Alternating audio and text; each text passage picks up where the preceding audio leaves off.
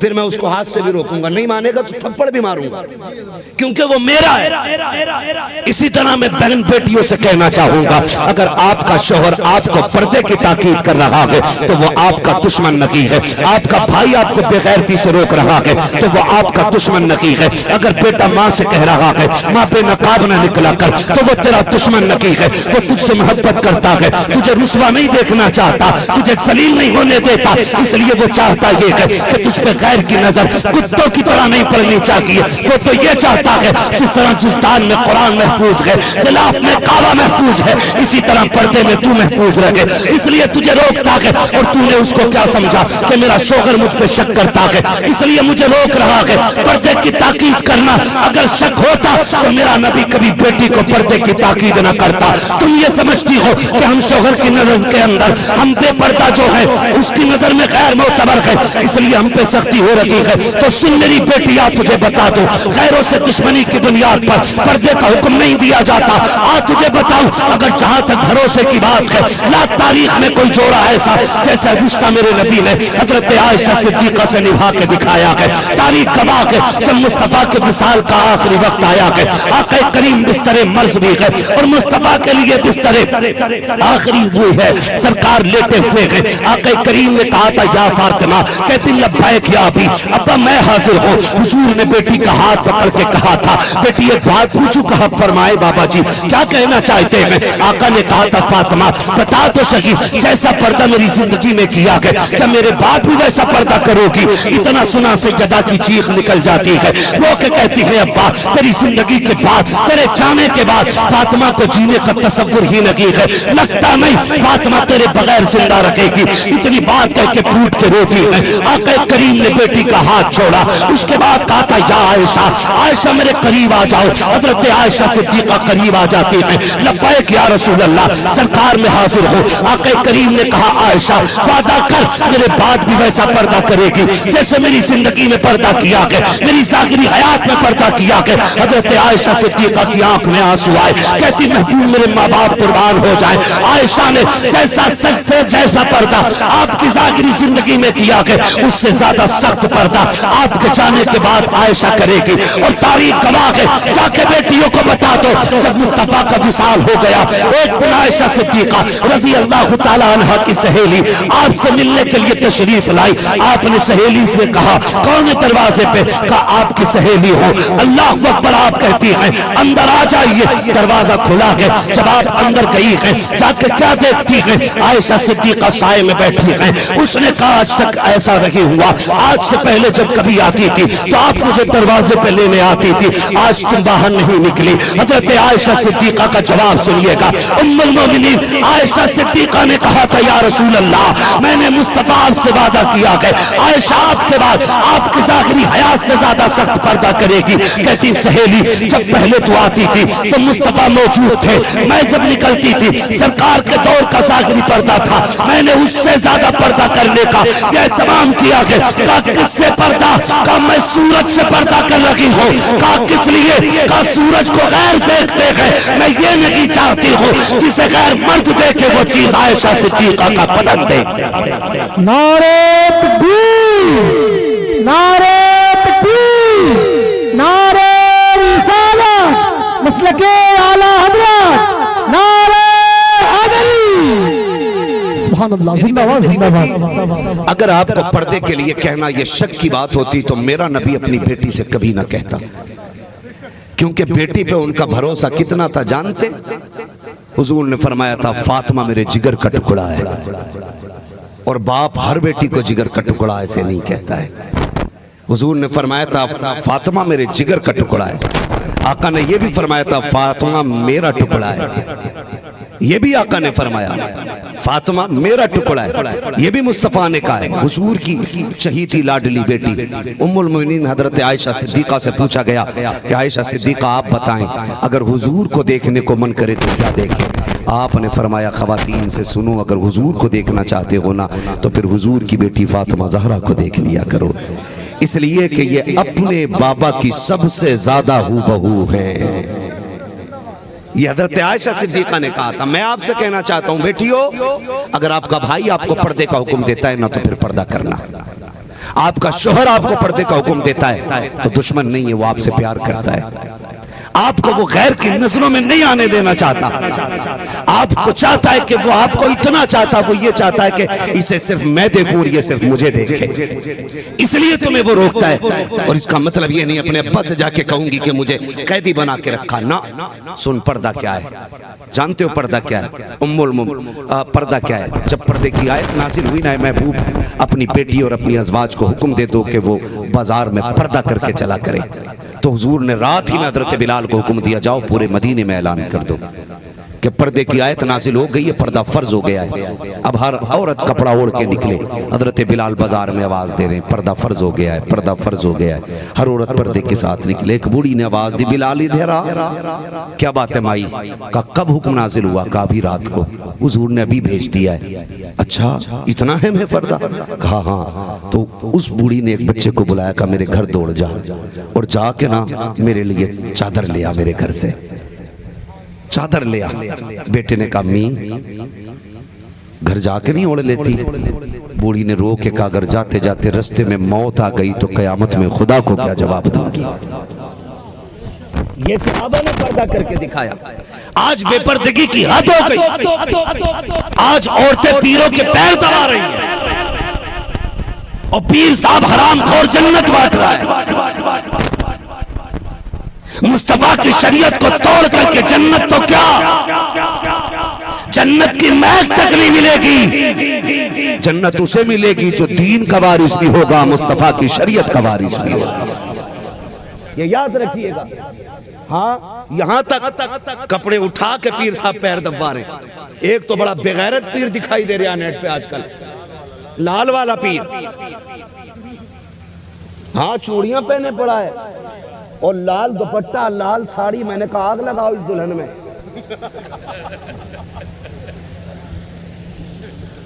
और हमारी कौम उसे भी चूम रही है, उसे भी चूम रहे हैं। और समझो यार अकलें मारी गई हैं। कभी तुमने बैल को गोश्त खाते देखा है? कुत्ते को घास खाते देखा है? जानवरों को भी पता कि हमारा ताल्लुक किससे है, फिर उम्मत मोहम्मदिया को क्यों नहीं पता कि हमारा ताल्लुक किससे होना चाहिए? वो चूड़ी वाले के आगे उसे भी बड़ा मजा आ रहा है। अल्लाह ने अच्छा खासा मर्द बनाया है तो औरत बने घूम रहा है। भाई अगर वो ऐसे कंट्रोल नहीं हो रहा तो कोई निकाई करके ले आओ उसे, 2 लठ मार के सीधा कर लो। ओ भाई क्या कहें, हमारी कौम इनके पीछे पड़ गई। आप बताऊं तुझे पीर किसे कहते हैं, मुत्तकी किसे कहते हैं, परहेजगार किसे कहते हैं? बात मैंने मुफ्ती आजम सरकार की। सरकार मुफ्ती आजम हिंद अलैहि रहमत व रिजवान जो आला हजरत के बेटे, उनकी बारगाह में ना एक बंदा तावीज लेने के लिए आया। जब तावीज लेने के लिए आया ना सरकार मुफ्ती आजम की बारगाह में, आपने तावीज लिखा दे दिया, उसने लिया, वो निकल गया। पहला दौर ऐसा था कि लोग कागज भी अपना लाते थे। वो कागज अपना लाया, उसने तावीज लिया और चला गया। कुछ महीनों के बाद वापस आया ना, हजरत ने फरमाया कहो क्या हाल है? कहा जब से आपने तावीज दिया है शुक्र अल्लाह का कोई दुख नहीं रहा है। कहने लगे तेरे तो दुख खत्म हो गए लेकिन मेरा दुख लग गया था। अल्लाह अल्लाह। मुरीद तड़प गया, हुजूर कौन सा दुख? आपने तकिया हटाया और कागज का टुकड़ा निकाला। फरमाने लगे जो कागज तू लाया था ना, आधे कागज का तावीज हो गया था, आधा बच गया था। कम महीने बीत गए, तेरी राह में मैंने इस इंतजार में कागज छुपा के रखा है कि जब तू आएगा तेरी अमानत तुझे लौटाई जाएगी। ऐसे परहेजगारों की अल्लाह ने जुमलों में बरकत रखी है, ऐसे परहेजगारों। और फिर अल्लाह ने करामत का नूर बख्शा, ऐसा नूर करामत का बख्शा कि जो उनके वजू का पानी ले जाता था, मरीज कितना भी बड़ा हो जो उसके छींटे लगा लेता था, अल्लाह शिफा अता फरमा दिया करता था। ये बेटा कह रहा है कि जैसा आला हजरत के बेटे को होना चाहिए था मैं वैसा ना बन सका। कौन कह रहा है?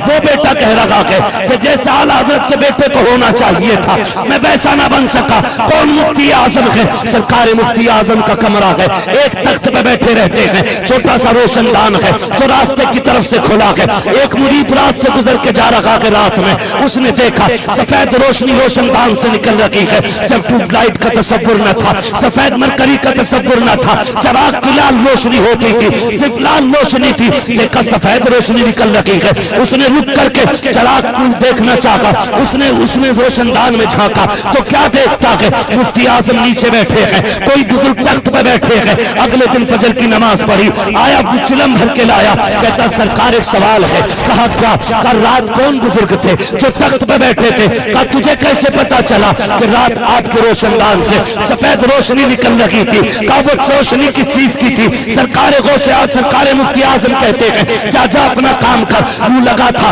उसने कहा जाना नहीं है, पहले बताओ वो था कौन? मुफ्ती आजम कहते हैं अगर पूछना चाहता है तो सुन, मैं नीचे बैठा था और वो जो तख्त पे बैठे थे वो कोई और नहीं बल्कि बगदाद वाले अब्दुल कादिर जिलानी बैठे हुए थे। और फरमाया वो रोशनी उनके चेहरे की निकल रही थी। कहते कब कब आते? कहा जब मेरा दिल तड़पता है तब दीदार कराने बगदाद से चले आते हैं।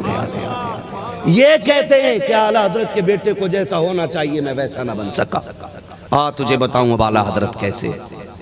थके तो नहीं है अभी 10 मिनट है, बोले सुभान अल्लाह।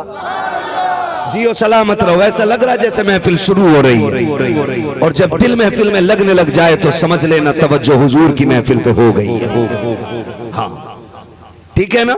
चलूं आगे, अब बताऊं आला हजरत कौन है, हम आला हजरत को कितना मानते हैं और कैसे मानते हैं। सरकार आला हजरत बैठे हुए हैं, एक बूढ़ी औरत आ गई, कमर झुकी है, आके कहती है बड़े मौल साहब, जुमला देखो, बड़े मौल साहब, ये बरेली की लैंग्वेज, बड़े मौल साहब, इतनी बात कही ना बड़े मौल साहब। आला हजरत ने फरमाया हाँ अम्मा क्या बात है? का थोड़ा सा काम था, आज ना 4 मुरीदों के पीर को कह दियो मौल साहब, इतनी बद्दुआ देगा, इतनी बद्दुआ देगा कि उसी बद्दुआ में खुद गर्क हो जाएगा। कहेगा रुतबे घटा दिए, अभी जिब्रील आए थे,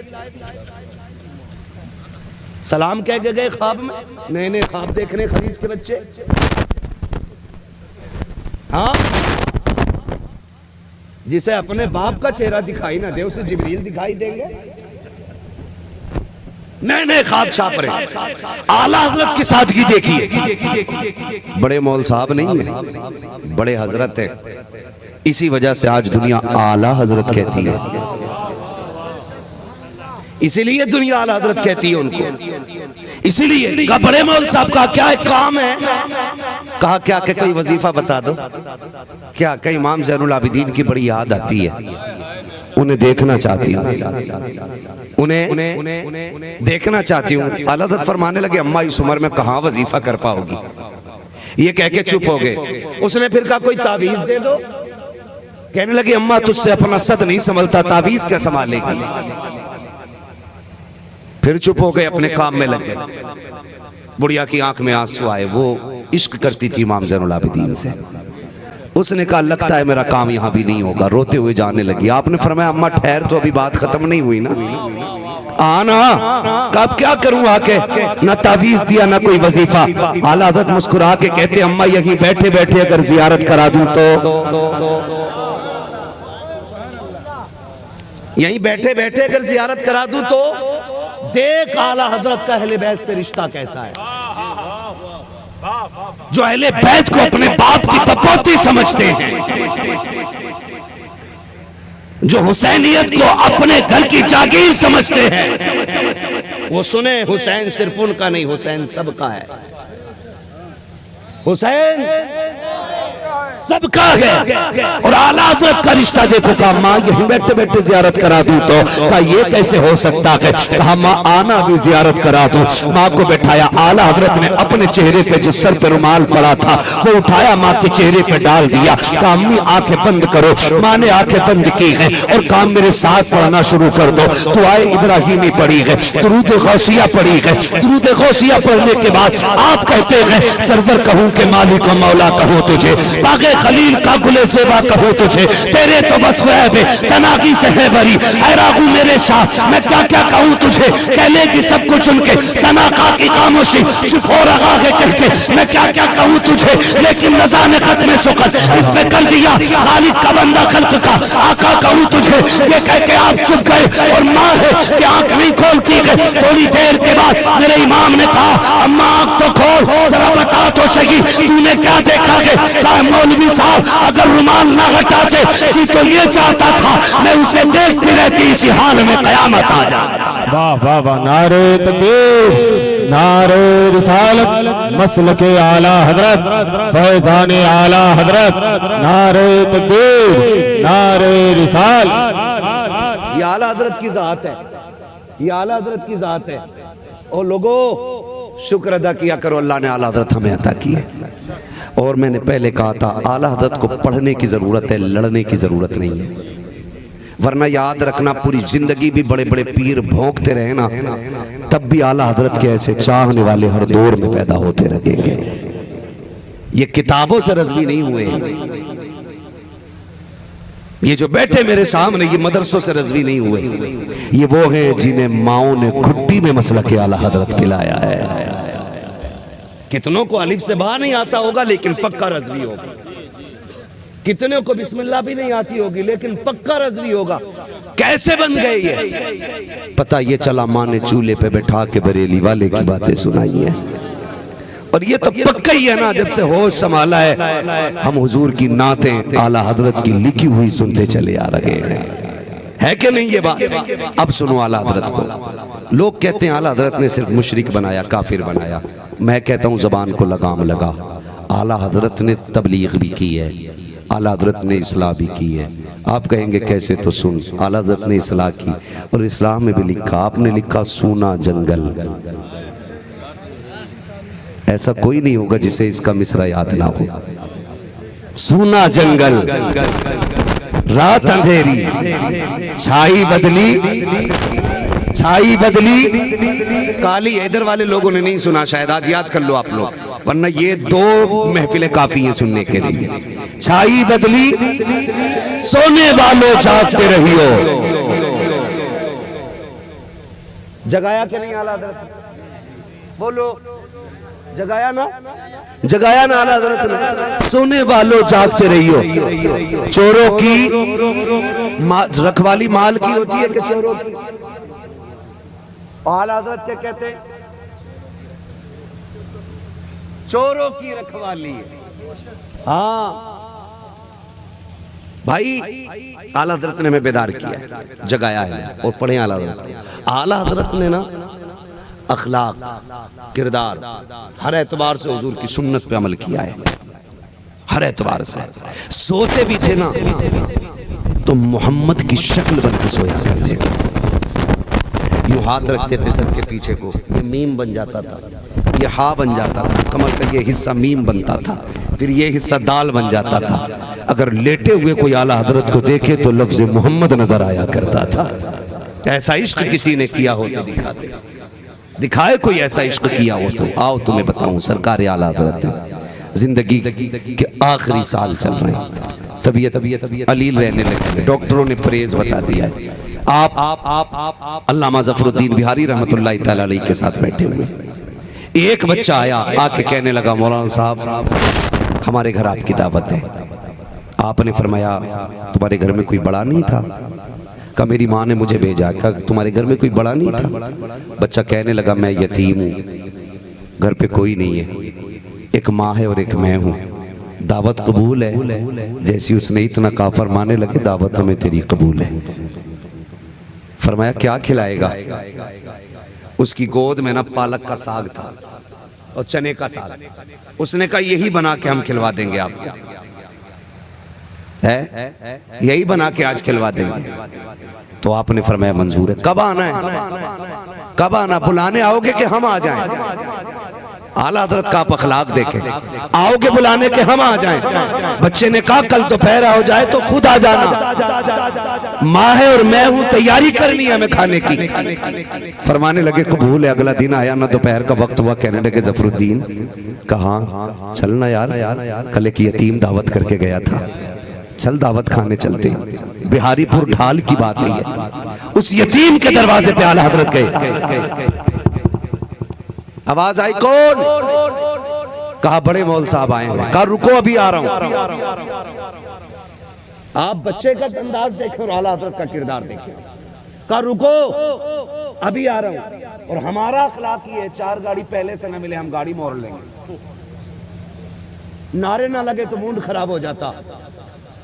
आला हज़रत से उन्होंने कहा कि ठहरो आ रहा हूं। आला हज़रत खड़े, जफरुद्दीन भी खड़े, लोग देख रहे हैं। आप यहाँ कैसे? फरमाने लगे अपना काम करो, अहमद रजा अपनी दावत पे आया हुआ है। थोड़ी देर के बाद बच्चा निकला और एक चटाई का टुकड़ा लेकर के आया और अल्लामा जफरुद्दीन को देख के कहने लगा लो बिछाओ और बैठ जाओ। बिछाया तक नहीं उस बच्चे ने। अल्लामा जफरुद्दीन ने टुकड़ा लिया और लेकर के बिछा दिया। आला हजरत भी बैठ गए, अल्लामा जफरुद्दीन भी बैठ गए। जो भी देखता कहता आप यहाँ जमीन पे बैठे हुए थे, कहा जाओ अपना काम करो, अहमद रजा की दावत है, तुम्हारी दावत लगी है, जाओ जाओ जाओ, तुम्हारी दावत लगी है। आला हजरत का किरदार मुलाहिजा करो। आज अगर गरीब दावत देने के लिए आ जाए, हम बेटे को भेज के कहते हैं जा फला की दावत में चला जाना, अब्बा जी आप चले जाओ। कहा मैं क्या करूंगा जा करके, कमजोर सा बंदा है, तू पर्दा उतार के आ जा। अगर अमीर की दावत होती है हम गाड़ी में सज के बैठ के जाते हैं। विधायक की दावत है, नेता की दावत है, इसलिए हम खुद कोट पैंट पहन के जाएंगे। आओ अमीर आके बरेली का अमीर देखो, ये वो अमीर नहीं है जो अगरबत्तियों से अमीर बना है, ये वो अमीर नहीं है जो चादरों से अमीर बना है, ये वो अमीर है जिसकी जायदाद आप देखोगे तुमको रामपुर से लेकर के बदायूं तक जिसके बागात नजर आते हैं, बदायूं से लेकर के शाहजहांपुर तक जिसका जमींदाराना नजर आता है, उस साथ को अहमद रजा कहा जाता है।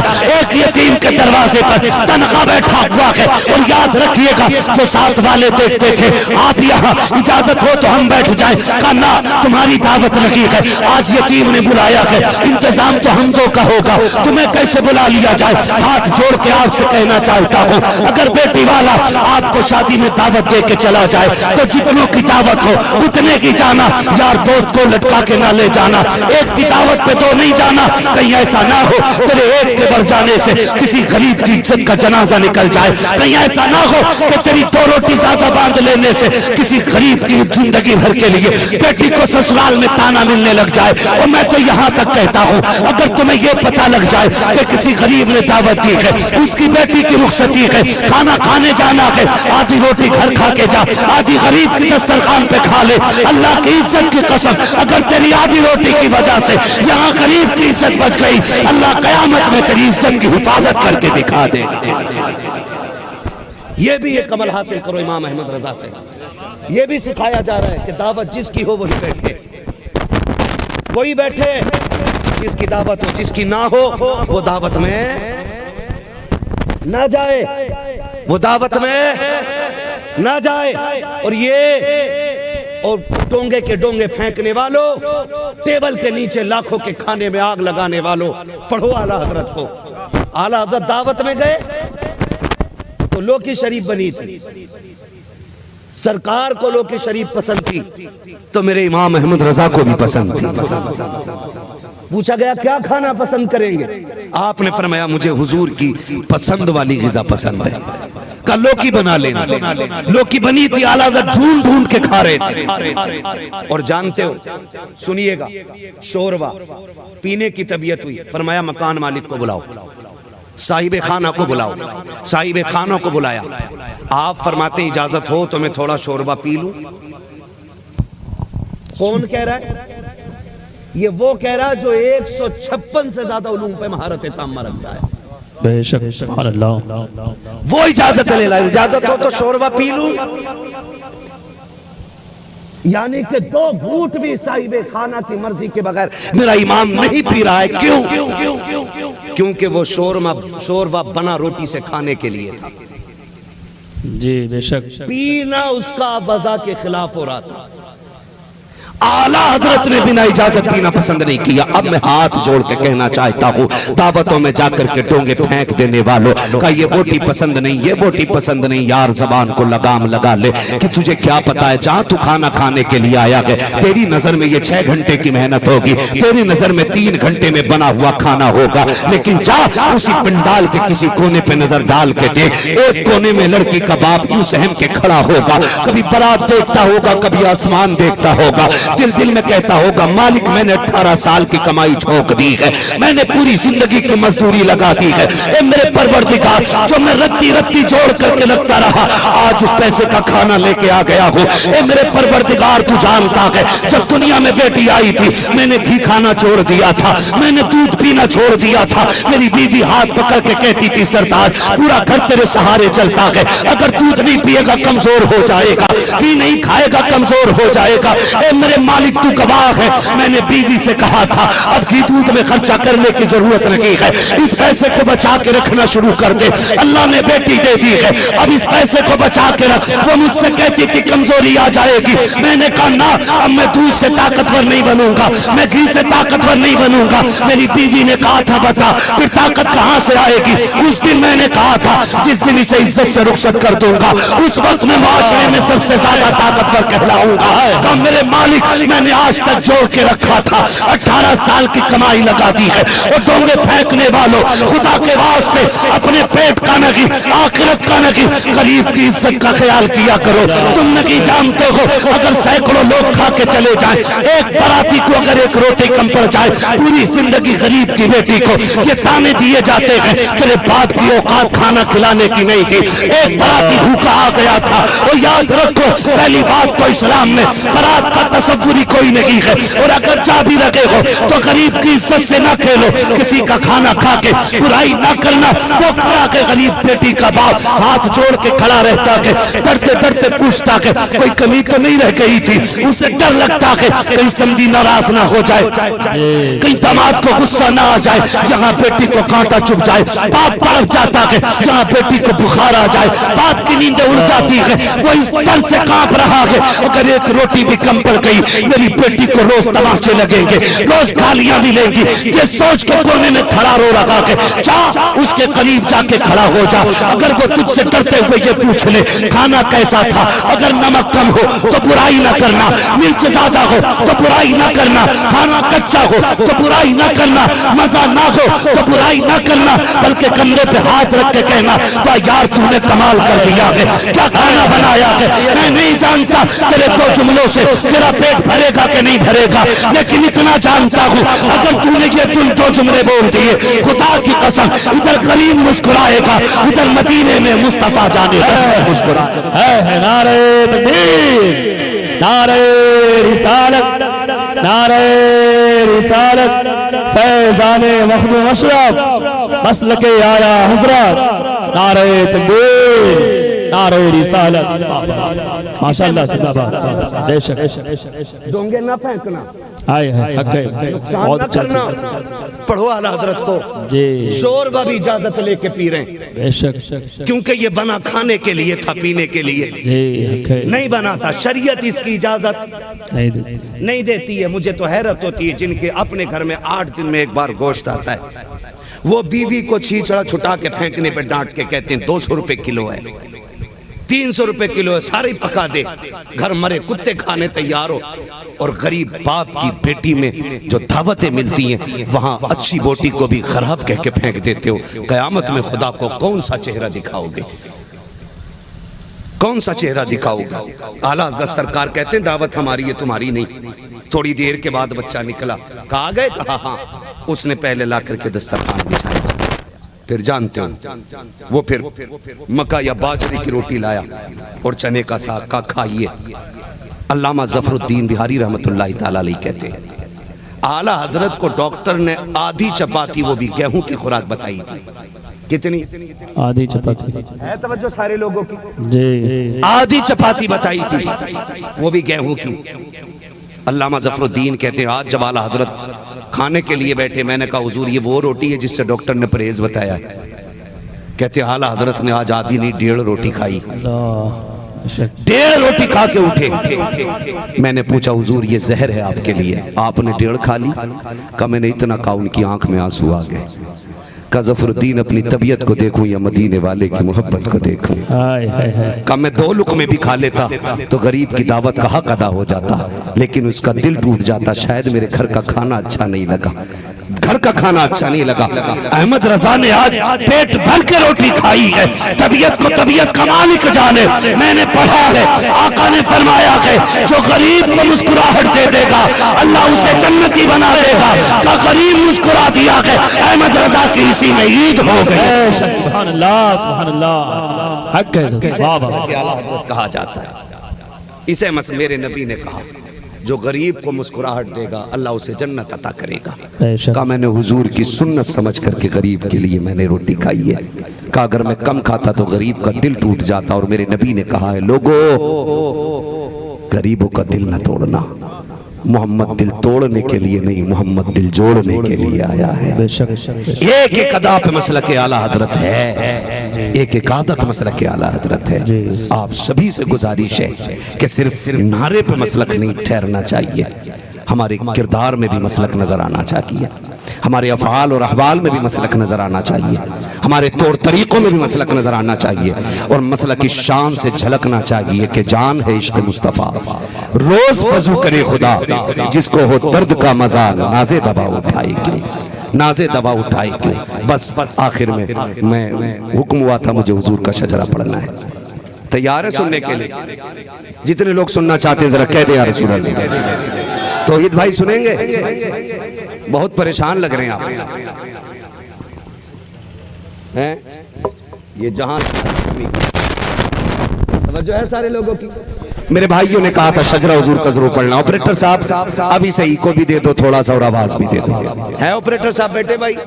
साउंड बहुत अच्छा आपका बोल रहा है, बस थोड़ा सा इको दे दे, मुझे हुजूर का शजरा पढ़ना है। मेरे कमेटी के अफराद ने भी कहा था, अहबाब ने भी कहा था, और कुछ लोगों ने कहा था, हमारे गालिबन तलबा थे का बहुत दूर से सिर्फ शजरे के लिए आए हैं, है ना? तो जो सुनना चाहते हैं जरा बोल दें या रसूल अल्लाह। इतनी कंजूसी ना करो कि मौलवी फिर थक जाए। हमारी थकन जो है ना मुर्ग मुसल्लम और बकरो और चिकन मटन से नहीं उतरती है, हमारी थकन सुभान अल्लाह से उतर जाया करती है। इतनी जोर से सुभान अल्लाह कह दे कि कल के जलसे में भी काम आ जाए। बोले जरा सुभान अल्लाह। क्या बात है, मेरा जी चाहता है कि फजर तक तकरीर करूं। कर ले फजर तक, ज्यादा नहीं है, बस 2 घंटे 1.5 घंटे का मसला रह गया। सुनेंगे फजर तक, है ना? सलामत रहे आप, सलामत रहे आप। मुझे हुजूर का शजरा पढ़ना है। जब मेरा हाथ का इशारा होना तो क्या समझे? सुभान अल्लाह समझेंगे, समझ लेना मौलवी को सांस फंस रही है। साफ बात है भाई। और फिर तुम जोर से कह देना सुभान अल्लाह। जब तुम जोर से सुभान अल्लाह कहोगे तो मैं लंबी सांस ले लूंगा, आपको नेकी मिल जाएगी, मुझे सांस लेने का मौका मिल जाएगा। बात सच्ची ठीक रहती है, मैं धोखा दे के सांस नहीं ले रहा हूं। पहले साफ बता दे रहा हूं कि आप सुभान अल्लाह कहोगे मुझे सांस लेने का मौका मिलेगा। कितनी जोर से बोल सकते? बोले सुभान अल्लाह। जियो सलामत रहो। 1 2 4 5 हाथ ऐसे जो पीछे के नहीं उठे। अगर हाथ सलामत है तो अल्लाह उन्हें उठाने की तौफीक दे दे, ठीक है ना? और अगर टूटे हुए हैं तो अल्लाह उन्हें शिफा दे दे। जिनके सलामत है वो जरा बोल दे सुभान अल्लाह। क्या बात है या अल्लाह, जिसने हाथ उठा दिया आज की रात के सदके उसे हुजूर का मदीना दिखा दे। आमीन आमीन माशाअल्लाह। सुनेंगे ना शजरा? हाँ, एक एक बंदे से गुजारिश है, धोखा ना दीजिए। कई बार ना कमेटी वाले डंडी मार जाते हैं, मौलवी को लगा के तो हाथ का इशारा हो सुभान अल्लाह ही कह दियो। मैं नमाज जनाजा नहीं पढ़ा रहा हूँ कि तकबीरें पूरी करके हटूंगा, मैं शजरा पढ़ रहा हूँ। साथ नहीं दोगे तो फिर मैं भी जगह बची है सैयद साहब के कदमों के आगे। ना महफिल अच्छी हो ना तो फिर बात करते हुए मन लगता है। कई बार तो महफिल देख के दिल करता कि इन पे ना सोने की दुआ पढ़ दो, है ना? ठीक है ठीक है ठीक है ठीक। बोले जरा सुभान अल्लाह। आदम के बेटे शीश, सुभान अल्लाह। धोखा न दीजिएगा, है ना? हाथ का इशारा हो तो सुभान अल्लाह कहिए। कहीं ऐसा ना हो आप हाथ उठाना भूल जाओ, मौलवी सांस लेना भूल जाए, और कल का जलसा कराने वाले फिर चक्कर में आ जाए कि मौलवी किधर गया, कल तो इधर ही था। ठीक है ना? बोल सकते हैं जोर से सामने वाले। यार एक बात बताओ, भूख तो नहीं लग रही ना आपको? भूख मुझे लगनी चाहिए। कमेटी वालों ने कहा बाद में खिलाएंगे, पहले तकरीर अच्छी कर, है ना? तो कोई बात नहीं, मुझे खुद भूख नहीं लगी थी।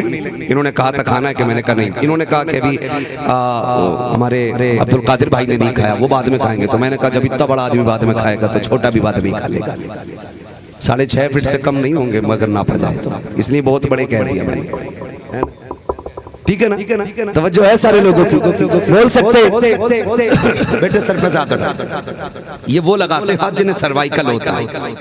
ठीक, अल्लाह बीमारियों से महफूज रखे, सबको शिफा अता करे। इतने छोटे छोटे बच्चे बैठे हैं, अल्लाह इनके माँ बाप को सलामत रखे। बड़ी अच्छी तरबियत की है।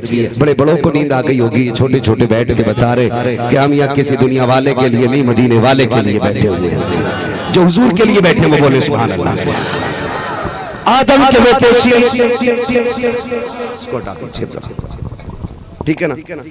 मैं अगर इन बच्चों से पूछूं ना क्यों बैठे हुए हो, तो ये बच्चे भी यकीनन यही कहेंगे कि यहाँ पे बिरयानी के लिए नहीं है, तसले के लिए नहीं है, इसलिए बैठे। सुना है आप हर आशिक के घर तशरीफ लाते हैं। मेरे घर में भी हो जाए चरागा, या रसूल अल्लाह, चरागा, या रसूल अल्लाह, चरागा। आदम के बेटे शीश, शीश के बेटे अनस, अनस के बेटे कैनान, कैनान के बेटे मेलाइल, मेलाइल के बेटे ब्यारत, ब्यारत के बेटे इदरीस, इदरीस के बेटे मुतवश्शिक, मुतवश्शिक के बेटे नबक नेक नाम, नबक नेक नाम के बेटे नूह, नूह के बेटे शाम, शाम के बेटे जुलात, जुलात के बेटे सालिक, सालिक के बेटे आबिर, आबिर के बेटे दाता, दाता के बेटे रावा, रावा के बेटे सारू, सारू के बेटे नाखुन, नाखुन के बेटे तारिक, तारिक के बेटे इब्राहिम खलीलुल्लाह, इब्राहिम खलीलुल्लाह के बेटे इस्माइल ज़बीहुल्लाह, इस्माइल ज़बीहुल्लाह के बेटे केदार, केदार के बेटे अवाम, अवाम के बेटे अमल, अमल के बेटे साबित, साबित के बेटे सलमान, सलमान के बेटे रईसा, रईसा के बेटे इलियासा, इलियासा के बेटे औद के बेटे हफ़ा, हफ़ा के बेटे अदनान, अदनान के बेटे मोहित, मोहित के बेटे नदार, नदार के बेटे मुदिर, मुदिर के बेटे इलियास, इलियास के बेटे मुदरिका, मुदरिका के बेटे खदीमा, खदीमा के बेटे किनाना, किनाना के बेटे नदर, नदर के बेटे मालिक, मालिक के बेटे फार, फार के बेटे गालिब, गालिब के बेटे लुई, लुई के बेटे काब, काब के बेटे मुर्रा, मुर्रा के बेटे किलाब, किलाब के बेटे कुसै,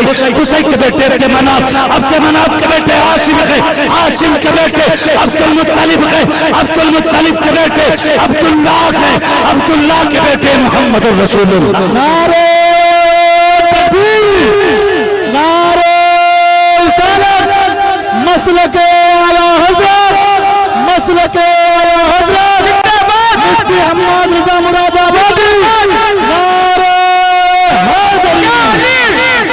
जो जहां खड़ा है वहीं बैठ जाए, बैठ जाएंगे नहीं। नबी पाक अलैहिस्सलाम ने फरमाया 3 दिन है यहूदियों तुम्हारे पास, जिला वतन हो जाओ, तुम यहां पर नहीं रह सकते। क्यों? कि तुम मेरा कत्ल करना चाहते हो। फरमाया मेरे बदले में पूरी दुनिया को भी मार दिया जाए तो मेरे कत्ल का हक अदा नहीं हो सकता है। नबी पाक की शान इतनी बड़ी है और तुम मेरे साथ ये साजिश कर रहे हो। तो मैं उम्मत मुस्लिमा को यह कहना चाहता हूं कि जो यहूदी तुम्हारे नबी को कत्ल करने का मंसूबा बना सकते हैं, गजा उनके सामने क्या चीज है?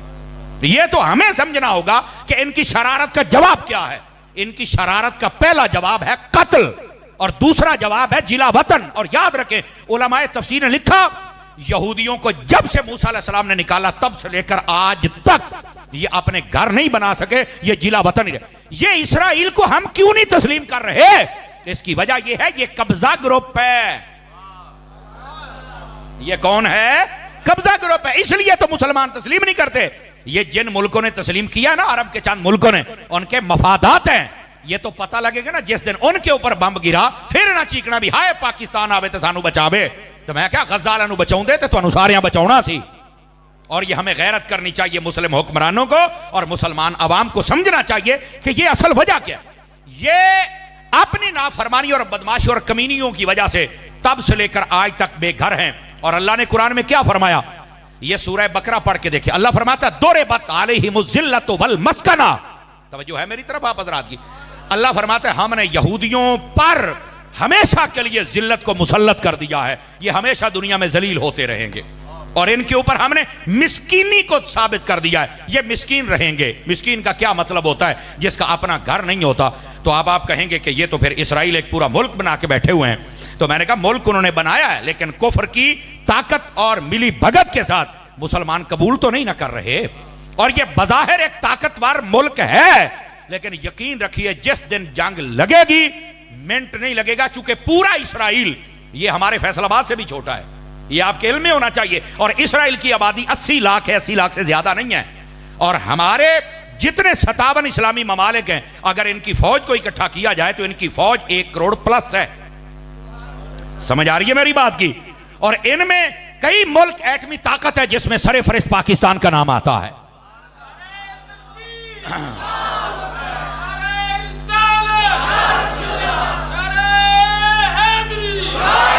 बात आपकी खिदमत में यह बता रहा हूं कि इन यहूदियों को वहां से जिला वतन कर दिया गया, लेकिन इसके बावजूद आजकल एक जत्थे की सूरत में इसराइल में बैठकर ये मुसलमानों पर जुल्म सितम कर रहे हैं, चूंकि इनको पता है कुरान ने कह दिया कि हमारे ऊपर जिल्लत है तो हमने सारी जिंदगी जलील होना है। ये कभी यहूदी इज्जत पा सकता? ये बज़ाहिर जो एक मुल्क बना के बैठा है, चंद मुल्क कहते हैं कि इसराइल मुल्क है, हम नहीं कहते। पाकिस्तानी पासपोर्ट के ऊपर लिखा हुआ है ये पासपोर्ट पूरी दुनिया के किसी मुल्क के लिए कार आमद है, लेकिन इसराइल के लिए नहीं, चूंकि इसराइल मुल्क ही नहीं है। समझ आ रही है आप हज़रात को? मेरे अजीज, चूंकि ये एक कब्जा किया गया इस जमीन के ऊपर, और इस कब्जे को फिर इन्होंने आहिस्ता आहिस्ता अपने घर में और मुल्क में तब्दील कर लिया। अल्लाह ने कुरान में कहा ये बर्बाद होंगे, लिख लो मेरी बात, इसराइल बर्बाद होगा, लिख लो, आज हो जाए कल हो जाए, होना है। लेकिन अभी तक तो हमारे हुक्मरान ये भंग पी के सोए हुए हैं। पता नहीं ये अंग्रेजों के कुत्ते नहलाने वाले हमारे ऊपर कब से मुसल्लत हो गए, जिनको असल पता ही नहीं है कि हमने करना क्या है। अरे इनके तो पैसे बाहर है ना, इनके कारोबार इनके मुल्कों में, इनके बच्चे पढ़ रहे हैं ना, रिश्तेदारियां कीतियां ने, इनको क्या पता कि हमने आंखों में आंखें कैसे डालनी है। यहां कोई सलाहुद्दीन अयूबी जैसा है, टीपू सुल्तान जैसा है, सुल्तान महमूद गजनवी जैसा है, या कम अज कम बाबा जी खादिम हुसैन रिजवी जैसा है।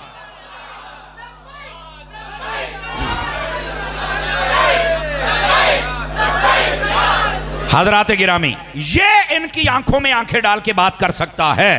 और यकीन फरमाइए एक मर्तबा ललकार दिया जाए, यहूदी कभी भी तुम्हारे सामने टिक नहीं सकता है, चूंकि कुरान और हदीस के दलाइल बताते हैं कि इसमें जुर्रत नहीं है, ये कमजोर है, जलील है।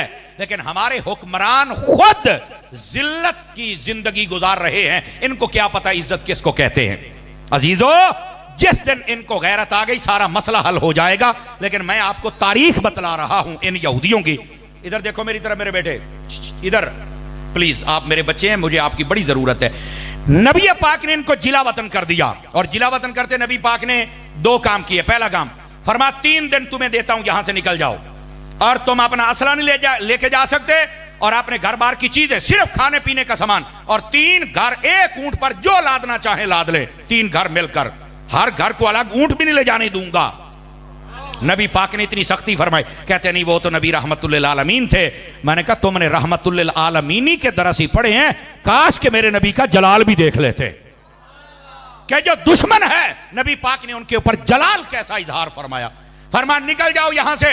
और दूसरा काम क्या किया, अल्लाह के हुक्म से नबी पाक ने फरमाया इनके घरों के करीब जो बागात है सबको उखेड़ दिया जाए। तो एक यहूदी आके रोने लग पड़ा।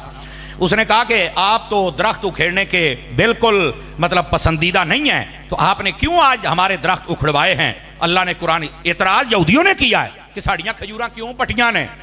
अल्लाह ने कुरान में जवाब दिया, मा क़तअतुम मिन लीनतिन औ तरक्तुमूहा क़ाइमतुन अला उसूलिहा फ़बिइज़्निल्लाह। फरमाया ये जो दरख्त हमने काटे हैं या ये छोड़े हैं, इसमें हमारा दखल नहीं, ये अल्लाह का हुक्म है। और इसकी तफसीर में लिखा हुआ अल्लाह के हुक्म का क्या मतलब। फरमाया जब किसी को घर से निकाल के उसकी फसलों को बर्बाद किया जाए ना, तो उसको ज्यादा हसरत होती है, अभी एक मैंने रहने दिन दे दुआ मेरे फसलों बर्बाद कर देने। तो अल्लाह फरमाता तो असी एंजी जलील करना है। तो ये यहूदियों को हसरत अदा करके यहां से निकाल दिया गया। अब उन्होंने क्या किया, जाते जाते अपने घरों के दरवाजे तोड़ गए। ये यहूदियों और काफरों की साजिश है, जब कहीं से निकलेंगे पीछे हर चीज तोड़ जाएंगे। ये अफगानिस्तान को जब छोड़ा था अमेरिका ने, जाते हवाई अड्डे तोड़ गए, सड़कें तोड़ गए, जहाज तोड़ गए, पार तोड़ गए, असले तोड़ गए। मैं कहा तुसी जो मर्जी कर लो, ओ दरवेश फिर जींदे फिर दे। समझ आ रही है ना। 20 साल जंग लड़ने के बाद अमेरिका यहां से नाक रगड़ के वापस भागा है। मैं क्या पुत्र ये जो दीन है इसकी बाबा खादिम कहते कांड लाने वाला जमिया ही कोई नहीं, किसी ना किसी रंग के अंदर अल्लाह ताला इसको सलामत रखता है। तो ये कुफ्र की पुरानी आदत है कि ये घरों को बर्बाद करके जाते, किसी और दे काम ना आउण। तो अल्लाह फरमाता है अगर ये तुहाडी आदत है ना तो तुहानू भी इंज ही जलील करांगे। नबी पाक ने इनको निकाल दिया, ये सारे चले गए। ले अब वाले हाशर क्या मतलब, फरमाया मुल्क शाम जितों आए सी उतों मूसा अलैहिस्सलाम ने इधर भजाया तो इन्होंने उधर भजाया है। यहूदी होता ही वो है जो धोबी का कुत्ता बन जाता है, ना घर का रहता है ना घाट का रहता है, ना यहां रह सके ना वहां रह सके। ये है यहूदियों की हिस्ट्री। और ये यहूदी मिलकर अब गजा पर हमला कर रहे हैं। और मैं आपको एक और बात भी बतलाऊं, ये थोड़ी नॉलेजेबल बातें, इनको याद रखा करें। ये फलस्तीन और मस्जिद अक्सा, इस पर क्यों आखिर ये चढ़ाई करते हैं, वजह क्या है? वैसे तो 5 मजहब पुराने हैं। एक है दीन यहूदियत, एक है दीन ईसाइयत, एक है आग परस्त, दूसरा है हिंदू बौद्ध परस्त, और छठा मजहब है इस्लाम। ये पुराने मजहब है और ये सब ओल्ड हैं। इनमें जो सबसे जदीद मजहब है वो मजहब इस्लाम है। ये नुक्ता समझे। आज हमें कहते हैं ओ यार मौलवी 1400 साल पुरानी गाल कर देने। ओ बाबा, जेड़ा दीन यहूदियत है ना वो 4000 साल पुराना है, दीन ईसाइयत है ना वो 2200 साल पुराना है। ये बुत परस्ती नूह अलैहिस्सलाम 7500 साल पुरानी है। आग की पूजा इससे भी पुरानी है। तो ये सारे ओल्ड हैं, हम गोल्ड हैं। हमारा दीन इस्लाम बाद में आया है, तो ये सारे ओल्ड हैं, हम जदीद हैं। तो फिर अगर जदीद चीज चाहिए जदीद तेज या पुत आ, और इस्लाम को अपना, जदीद तो हम है ना। तो इसलिए ये ना कहा करो कि तुम हमें पीछे लेके जाते हो। हम पीछे नहीं लेके जाते, हम तुम्हें हुजूर तक लेके जाते हैं। और जदीद दीन है ही हमारा। अगर इसके बाद कोई दीन है तो बात करोगे, है ही कोई नहीं तो मैं फिर मान। अंडरस्टैंड कर रहे हैं मेरी बात को आप हजरात? अच्छा, अगर आपको ये बात समझ आ गई तो थोड़ा आगे चलिए। ये जो मस्जिद अक्सा है, यहूदी कहते हैं कि ये हमारी है। अब मैं आपको तनाज़ा बता रहा हूं कि वजह क्या है। यहूदी कहते हैं हमारी है, क्यों? वो कहते हैं कि हजरत मूसा अलैहिस्सलाम यहां आए थे, यहां रहे थे, और यहां से कायनात का आगाज हुआ था, इब्तिदा हुई थी, और हमारे जो नबी मूसा अलैहिस्सलाम थे वो इस जागीर के मालिक है, लिहाजा ये हमारी है। उनका दावा ये है। ईसाई कहते हैं ये हमारी है, क्यों भाई? वो कहते हैं ईसा अलैहिस्सलाम के पैदा होने की जगह बैतुल लहम ये वहीं मौजूद है, और यही वो शहर है जिसका नाम अल कुद्स है, और इसी को यरूशलेम कहते हैं, और यही है जहां मस्जिद अक्सा है। तो जो है ना मेरी बात की, आप इस बात को जरा समझें कि ये अल कुद्स और यरूशलेम और मस्जिद अक्सा ये एक ही जगह का नाम है। बोलो तो सही ना। तो ये अल कुद्स असल उस शहर का नाम है जिसके अंदर मस्जिद अक्सा मौजूद है। ठीक है। अच्छा, वो कहते हैं ये हमारी है, क्यों? वो कहते हैं ईसा अलैहिस्सलाम इत्थे जम्मे ने, ए जगह ही साडी है। हजरत ईसा अलैहिस्सलाम पैदा होए ने ते साडे नबी दे पैदा होने दी जगह है, ते बंदा जमदा ते अपने घर है ना, ए साडी है। उन्हां दी दलील है। मुसलमान कहते हैं साडी है, क्यों? कहते ने ठीक है हजरत मूसा आए, ईसा इत्थे पैदा होए, लेकिन सारियां दे इमाम तो मेराज दी रात मेरे नबी बने सन ना इत्थे आके। वो कहते हमारी है। अब ये है तनाजा। यहूदी अपनी तरफ खींच रहे हैं, ईसाई अपनी तरफ खींच रहे हैं, और मुसलमान जिनका असल हक है, चूंकि यहूदी दीन भी खत्म, ईसाई दीन भी खत्म, मनसूख, अब दीन है तो फकत दीन मोहम्मदी, इसके अलावा कोई दीन नहीं है। और नबी पाक जब चले गए तो उनको अकल से सोचना चाहिए कि मेराज की रात जब हमारे नबी भी मुक्तदी बन गए और मुसलमानों का नबी इमाम बन गया, तो फिर तो हर चीज उनके कब्जा इख्तियार में आ गई ना। समझ आ रही है मेरी बात की? ये असल तनाज़ा है। वो कहते हैं साडा है, ये मुकद्दस मकाम तीनों मजहबों के लिए। ईसाई कहते हैं साडा है, यहूदी कहते हैं साडा है, मुसलमान कहते हैं साडा है। फिर हुआ क्या? ये भी हिस्ट्री है। ये 14 अगस्त 1947 को पाकिस्तान बना था। सितंबर, अक्टूबर ते नवंबर, ये नवंबर का महीना था, और 1947 थी जब अक़वाम मुत्तहिदा ने मस्जिद अक्सा के 2 हिस्से कर दिए। जैसे ये मस्जिद अक्सा है, इसके 2 विचाले चुमारी कंध, अगला मशरक वाला हिस्सा दे दिता यहूदियां नू, भाई तुसी ले लो, पिछला हिस्सा दे दिता मुसलमानों नू। अब ये मैं आपको बता रहा हूं कि असल ये मसला बनया कितों है। बाकी पूरे शहर को उन्होंने गिरा, मस्जिद अक्सा को अभी कुछ नहीं कहा। आज तुम वीडियो देख रहे हो ना कि गिर गई मस्जिद, नहीं गिरी, बिल्कुल सलामत है। एडी छेती नहीं जे डिगनी, क्योंकि वो यहूदी कहते हैं कि साडी ओनू ढाउण ते फिर मारदे ने। अद्धा हिस्सा मुसलमाना दा कोल है, ते मुसलमाना भी नहीं ढाउणी, मुसलमान ते पहले मस्जिद नहीं ढाउंदा, बचाउंदा है। अब ये असल कशमकश है। और यहूदी वहां पर पावरफुल होते होते उन्होंने आहिस्ता आहिस्ता करके ना थोड़ा थोड़ा जमीन पर कब्जा करना शुरू कर लिया, और उनको सपोर्टेड अमेरिका था, और बाकी जितने भी कुफर मुल्क थे वो सारे उनको सपोर्ट करते रहे। और वो एक ताकत में आ गया और उन्होंने आहिस्ता आहिस्ता वहां से मुसलमान हुक्मरानों का कत्लेआम शुरू किया और अब वहां पर गजा को खत्म किया और कहते हैं ये सारे निकल जाए यहां से, हम इनको यहां नहीं रहने देंगे। जबकि हदीसें बताती हैं, नबी पाक ने फरमाया बैतुल मुकद्दस की हिफाजत करने वाला गिरोह वो होगा, इनको अगर खाने को भी कुछ ना मिले, पीने को भी कुछ ना मिले, ना ये अपना मुल्क छोड़ेंगे ना मस्जिद अक्सा को छोड़ेंगे। अब जो मेरे नबी ने कहा है वो कभी झूठ तो हो नहीं सकता, वो तो रहेगा सच। और यही वजह है कि मुसलमान वहां पर हर रोज सैकड़ों की तादाद में शहीद हो रहे हैं, लेकिन वहां की औरतों और बच्चों को भी सलाम है कि वो मस्जिद अक्सा को खाली छोड़कर नहीं जा रहे, चूंकि उनकी हिफाजत करना यह बशारत मेरे मुस्तफा ने अता फरमाई है। इसलिए वो मुसलमानों पर जुल्म सितम कर रहे हैं। चाहिए तो यह था कि सबसे पहले सऊदी अरब स्टैंड लेता, पाकिस्तान स्टैंड लेता, लेकिन सऊदी अरब अपनी पई है, पाकिस्तान अपनी पई है। ऐसा ही है ना जी। इन हुक्मरानों को चाहिए, तुम्हारे ऊपर नजरें हैं पूरी दुनिया की और तुम पूरी दुनिया पर राज कर सकते हो, लेकिन तुम आपस दाखिली इंतशार में बहुत ज्यादा, कोई है सियासी पार्टी नूं जेल अंदर निकलोता है, कोई एनू तू निकलोता है, कोई एनू, वो अल्लाह दे बदियो केड़े यब नूं पै गए हो, केड़ी मुसीबत नूं पै गए हो, और तुहानूं होया की है यार, क्या मुसीबतें हो तुम यार। खुदा का खौफ करो, इस पाकिस्तान के आपसी इख्तलाफात से निकल कर तुमने तो पूरी दुनिया के अंदर निकल कर और पूरी दुनिया की कमांडें करनी थी, और तुम आके आपस में लड़ाई झगड़ा तुमने शुरू कर दिया हुआ है। और देखो जब बंदे आपस में लड़ते हैं ना, इधर देखो मेरी तरफ, तो फिर कुफर पता कैसे फायदा उठाता है।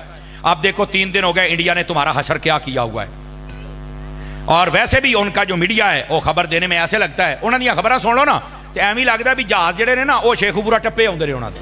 हाँ हाँ मजाक तो इलावा इतने आ ननकाने के नेड़े नेड़े जे, 10 मिनट बाद फैसलाबाद पहुंचने वाले जे, ये हो गया। मैंने कहा ये एक अलग मसला है, कुफर में इतनी ताकत नहीं होती, मुसलमान के साथ इतनी जल्दी पंगा नहीं लेता, लेकिन वो आहिस्ता आहिस्ता करके एक एक बंदे को मारता है, जैसे गजा फलस्तीन में किया। और वैसे दूसरी तरफ ऐलान कर दिया कि हम तुम्हारा पानी बंद कर देंगे। देखिए पानी बंद करना तो हमारे आर्मी चीफ ने कहा, इसका मतलब यह है कि यह जंग है और असी तो दसांगे तुसीं पानी किवें बंद कीता है, और उम्मीद यह है कि हमारी फौज, हमारी दुआ और हमारे जज्बात उनके साथ हैं, असी पानी खुलवावांगे। लेकिन मैनू इंडिया की समझ नहीं आती भी पीना तो तुसीं गां दा पिशाब है, पानी काहदे वास्ते बंद कीता जे। इस तरह ना जी मम्मा को गल ते दसो ना यार, वो पीना तो तुसीं फिर गां दा पिशाब है और पानी बंद कर दियो केना दा, जेना जमजम पीना है। इनके साथ ऐसा रवैया ना रखो, तो समझ नहीं होनी तो होया की है। और ये पहलगाम के अंदर एक ड्रामा रचाया, कितने स्याह मर गए हैं, हाल हाल बात। पाकिस्तान ने अच्छा जवाब दिया, इन्होंने कहा कि फजाई सरहद बंद है, कोई तो जहाज साडे उत्तर लंघ सकता, अच्छी बात है। और दूसरा इन्होंने भी कहा 48 घंटे ने सारे इंडियन निकल जाओ इत्थों, असीं तुहाडा बंदा को नहीं रखना, अच्छी बात है। और साथ में बार्डर उन्होंने कहा तुसीं बात ऐसी भी बंद कीता, असीं कोई चूड़ियां नहीं पाईयां। और हमारे आर्मी चीफ साहब ने यह भी कहा है, उन्होंने कहा जिद्दां दा तुसीं हमला करोगे इंशाअल्लाह ओदे तो तकड़ा जवाब आएगा। और यहां पर पहली तो बात है, आलमी दुनिया को समझना चाहिए कि ये अगर जंग लग गई तो ये एक एटमी जंग होगी, याद रखो, बचेगा कोई भी नहीं, ठीक है। तो पहली तो बात है दानिशमंदी से काम ले, और दूसरी बात ये है कि ये झूठा प्रोपेगेंडा है, इससे बचें। और तीसरी बात ये है, हमारे हुक्मरानों को इधर देखो, हमारे सहाफियों को, हमारे मजहबी बंदों को, हमारे ताजरों को, हमारे सियासतदानों को, हमारी इस फौज को सोचना पड़ेगा कि आखिर ये सारे हम पर हमलावर क्यों हो रहे हैं। कहीं हम आपस में इख्तलाफ तो नहीं ज्यादा कर बैठे। आपस के इख्तलाफात को खत्म करो। सहाफती तौर पर, तिजारती तौर पर, सियासी तौर पर जितने इख्तलाफात है तलखियां कम करो। मजहबी तौर पर जितने इख्तलाफात है कम करो, मेहरबानी करो, खत्म करो, और सारे एक पेज पर जमा हो जाओ। इन्हें बताओ हम मुसलमानों की भी हिफाजत करना जानते हैं और अपने मुल्क वतन अजीज की भी हिफाजत करना जानते हैं। समझ आ रही है हजरात के कोई नहीं आपको? तो इस वास्ते जब मुसलमान आपस में अपनी सीटों की तरफ देखता है तो फिर कुफ्र इन पर हमला आवर होता है। लेकिन अल्लाह की रहमत के साथ हमारी फौज एक ताकतवर फौज है, और यही बात है जिनकी फौज ताकतवर होती है उन पर कुफ्र जल्दी हमला नहीं कर सकता। इसी वास्ते 3 दिन हो गए इंडिया की हिम्मत नहीं, लेकिन उन्हें बहुत ओछे हथकंडे जरूर इस्तेमाल किए। लेकिन मेरी दुआ है अल्लाह ताला मेरे मुल्क की हिफाजत फरमाए। जाहिरी सबब फौज है, अल्लाह हमारी फौज को ताकत और हिम्मत अता फरमाए। और फौज को भी हम ये कहते हैं कि जो बंदियां दी लोड़ पवे तो फिर दसिया जे या रसूल अल्लाह कहने वाले अपड़ आउणगे इंशाअल्लाह। और तीसरी बात मैंने जो कही है बार बार दोहरा रहा हूं, हमारे सियासी तौर पर, मजहबी तौर पर, सहाफ़ती तौर पर ये जितने इख्तलाफात हैं इनको ख़त्म करना होगा। हम इतना आपस में उलझ गया कि देख लो दुश्मन हमें आंखें निकालने लग पड़ा। मैंने एक वीडियो देखी छोटी सी, उसके अंदर ना 2 बारहसिंगे थे, वो आपस में लड़ रहे थे और पीछे से शेर आया, उसने हमला किया और दोनों को मार डाला। नीचे तहरीर लिखने वाला लिखता है, उसने कहा जब बंदा अपनों से लड़ता है तो दुश्मन यूं फायदा उठाता है। अपनों से लड़ना बंद कीजिए। आप जितने घरों में हैं अपने भाइयों से मत लड़ा करें। जब आप भाई आपस में लड़ते हैं ना, अपनी बरादरी, जब आप बरादरी से लड़ते हैं, अपने शहर से ना लड़ें। जब आप शहर से लड़ते हैं तो फिर दुश्मन आपका वो हशर करता है कि आपने सोचा कभी नहीं होता। अपने भाइयों के साथ रहें, अपने मोहल्ले वालों के साथ रहें और अपने शहर वालों के साथ रहें। ये आजकल जो नौजवान है ना, छोर छिक्कर, नवे नवे सियासतदान, अल्लाह दा नाम जे थोड़ा पीछे हटो, ऐ सियाने बंदियां दे नाल बैठ के इन्हां दे कोल सीखो कि तुमने एक दूसरे की इज्जत कैसे करनी है, कदर कैसे करनी है, काम कैसे करना है। छोटियां छोटियां गल्लां ते अगले दे नाल मुखालफत पा के बह जांदे हो। मेहरबानी फरमाओ, अपने हाल पर भी मेहरबानी करो और बाकी मुसलमानों के हाल पर भी मेहरबानी फरमाओ। समझ आ रही है? कोई नहीं आ रही? ये हमारा फरीजा है मेरी जान। हम जो मिंबर पे बैठ के अदा कर रहे हैं कि तलखियां कम करो, इख्तलाफात कम करो, झगड़े कम करो, ताकि दुश्मन तुम्हारे से फायदा ना उठा सके। और जब तुम एक मजबूत अफराद बन जाओगे, तुम भी तरक्की कर जाओगे और तुम्हारा मुल्क भी तरक्की कर जाएगा। ठीक है, ये 2 बातें आपको समझाना मकसूद थी। अब आ जाइए जरा तीसरी बात की जानिब। थके तो नहीं है आप हजरात? इंशाल्लाह 12 घड़ियों पे बजेंगे, मुंहों पे नहीं बजने देंगे इंशाल्लाह। उससे पहले पहले आपकी जान छोड़ दी जाएगी, लेकिन उतनी देर तक आप मुझे टाइम दीजिए ताकि फकीर आपकी खिदमत में बात अर्ज करे। ये है जमीनी हकायक गजा के तबार से और ये इंडिया और पाकिस्तान के हवाले से, ये जमीनी हकायक हैं। अब आ जाइए थोड़ा अगली बात, ऐसे मुआमलात होते क्यों हैं? याद रखिए, कुरान और हदीस का मुताला कर लें। ऐसे मुआमलात तब आते हैं जब बंदा कुरान और सुन्नत का रास्ता छोड़ता है। मेरे बेटे बातें बंद करेंगे? बेटे दोबारा मैं फिर गुजारिश पेश कर रहा हूं, मेरे बच्चों आपकी हमें बहुत जरूरत है। इधर देखें मेरे बेटे, प्लीज, आप हमारी फौज हैं ते तुसी साडी पनीरी हो, तुहाडी मैनू बड़ी लोड़ है। ते नबी पाक भी बड़ी बच्चियां नाल शफकत करदे सन, ते तुसी शफकत करवाओ यार, मेहरबानी करो। हैं, अल्लाह आपको खुश रखे। जरा तवज्जो मेरी तरफ रखिए। तीसरी बात यह है, ऐसे मौके तब आते हैं जब बंदा अपनी मन मर्जियां करता है और कुरान और सुन्नत का रास्ता छोड़ देता है। खुदारा हम नीचे से काम शुरू करें, होना तो चाहिए ऊपर से काम शुरू हो, लेकिन ऊपर वाले जो भंग पी के सुते ने तो चलो थले वाले आपा जाग जाने। हमें चाहिए कि हम अपने मुआमलात को अल्लाह रसूल के हुक्म के मुताबिक बजा लाएं। क्या मैं उम्मीद करूं कि ये मामला हो सकता है? अगर हम अपने ताई कोशिश करें तो हमारे बहुत सारे मुआमलात में खराबियां, खुराफात और जितने रस्मों रिवाज है खत्म हो जाएंगे। जब खत्म हो जाएंगे तो हमारे जितने ऊपर आने वाले अजाब मंडला रहे हैं अल्लाह की रहमत के साथ ये वैसे खत्म हो जाएंगे। हदीस शरीफ में है, तवज्जो मेरी तरफ रखिएगा, अल्लाह ताला अजाब को भेजता है कि जाओ फुलां शहर को नेस्तो नाबूद करके आओ। अजाब अल्लाह भेजता है, अजाब जरा गौर से सुनिएगा। वो अजाब आता है और बगैर तबाही मचाए वापस चला जाता है। तो अल्लाह रब्बुल इज्जत बावजूद इसके कि हर चीज का इल्म रखता है, मेरा रब पूछता है मैंने तो तुम्हें भेजा था कि इन सबको बर्बाद करके आओ, तो तू वैसे ही वापस आ गया, हालांकि मेरे अल्लाह को सब पता है। तो वो अजाब कहता है बारी ताला, मैं गया था, मेरा इरादा था कि मैं इन सबको बर्बाद कर दूं, लेकिन मस्जिद में बैठकर एक बंदा तेरा जिक्र कर रहा था, दूसरा तुझे सजदा कर रहा था और तीसरा तुझसे दुआ कर रहा था। ये ऐसे बंदों को जब मैंने देखा है तो मेरा इरादा बदल गया कि इनको अजाब कैसे दूं जो तेरा जिक्र कर रहे, जो तेरी इताअत और फर्मा बरदारी में मसरूफ हैं। यानी एक बंदा अगर मसरूफ हो तो सबसे अजाब टल जाता है, और अगर बाकी सारे भी मसरूफ हो जाएं। अच्छा, एक तरफ यह है, अब दूसरी तरफ सुनिएगा, हदीस शरीफ में है, फरमाया कई पहले यानी कौमें बनी इसराइल और उससे पहले जितनी कौमें आई हैं उनकी बस्तियां जब बर्बाद होने लगी ना, तवज्जो मेरी तरफ इधर देखिए, फरमाया उस वक्त क्या होता था, फरिश्ते जब अजाब देने आते ना तो कई फरिश्ते वापस चले जाते। अल्लाह फरमाता इनको बर्बाद क्यों नहीं? या अल्लाह फुलां बंदा नेक है। फरमाया नहीं, उसका घर पहले बर्बाद करो। कहा क्यों? फरमाया वो इतनी बुराइयां देखकर भी खामोश बैठा हुआ है। मेरे भाई, अगर अल्लाह की रहमत एक जिक्र वाले से अजाब को दूर करके तुम्हें बचा सकती है, और अगर कोई बुराइयों पर ना बोले और बुराइयों को अच्छा समझने लग जाए, चुप हो जाए और यह कह देना जिथे लगा है लगा ही रहे, उस वक्त अल्लाह का अजाब आता है और सबसे पहले नेकों को बर्बाद करता है, बाकियों की तबाही बाद में होती है। अल्लाह के बंदो, अपने अंदर यह जुर्रत पैदा करो कि अच्छाई को अच्छाई कहो, बुराई को बुराई कहो। कभी तो ऐसा काम आ जाए कि नबी पाक की एक हदीस पे अमल हो जाए। मेरे आका करीम ने फरमाया सल्लल्लाहु अलैहि वसल्लम, आप फरमाते हैं जब कोई बुरा काम देखो तो सबसे पहले फरमाया अपनी जबान से रोको। जबान से नहीं रोकते, हाथ से रोको। हाथ से नहीं रोक सकते, दिल से तो बुरा जानो ना। आज जमाना वो है, दिल से बुरा जानने वाला काम भी आहिस्ता आहिस्ता जा रहा है। और याद रखो, जिस दिन ये खत्म हो गया फिर अजाब का इंतजार करना। मेरे नबी ने फरमाया जब फितने बढ़ जाएंगे उस वक्त होगा क्या? तवज्जो मेरी तरफ, एक एक बात सुनने वाली है। मेरे आका करीम ने फरमाया जब फितने बढ़ जाएंगे पहली निशानी ये होगी कि लोग दीन को छोड़ जाएंगे। दूसरी निशानी, लोग जाहिल को अपना पेशवा बनाएंगे, आलिम को अपना दुश्मन समझेंगे। आज वही सूरत हाल है। मिर्जा जैसा जाहिल जिसको कमरे में बांधा हुआ है उसको तो अपना पेशवा माना जा रहा है, और जो उलमा मैदान अमल में हैं उनको कहा जाता है मौलवी ने सारियां जना कीता है। नहीं, मौलवी ही है जो तेरा ईमान बचा रहा है, मौलवी ही है जिसने मस्जिदें आबाद की हैं, मौलवी ही है जो 5 वक्त की अजान देता है। बल्कि मुस्लिम शरीफ की हदीस है, नबी करीम अलैहि सलाम ने इरशाद फरमाया ला तसुब्बुद्दीक फइन्नहु युक़िदुल सलात। फरमाया कभी मुर्ग कुक्कड़ हुंदा ना, कुक्कड़ तज टाइम कदी बांग देवे ना तो फरमाया इसकी आवाज को बुरा ना समझना, इसको गाली ना देना। क्यों? फरमाया ये तुम्हें नमाज के लिए जगाता है। इसकी शरह के अंदर उलमा लिखते हैं लोगों ये तुम्हारे लिए सबक है।